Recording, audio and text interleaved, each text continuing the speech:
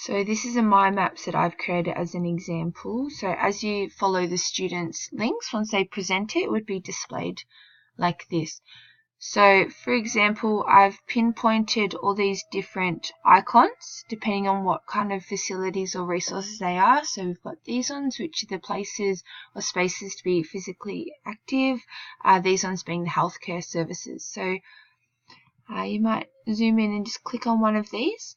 So here in the pin is where the students can do their analysis of why they've chosen this resource in this area.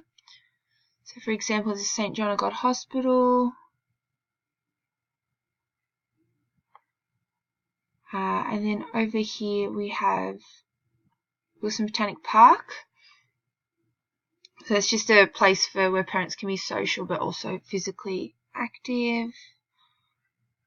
And then we might go over to this pin, which is local maternal child health nurse. It's just got information on there as to what they help with, the knowledge that they provide, and then who it's accessible for.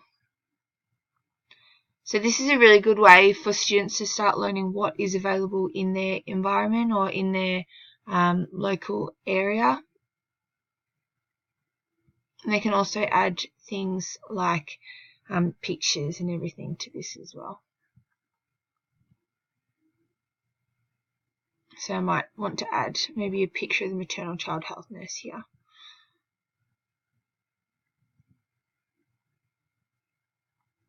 So I've only done an analysis for a few pins on this map, but you would expect that students would go through and they'd put an analysis for everything, or at least one of every kind of pin. So it might be one childcare centre, or perhaps one library, or one playgroup area.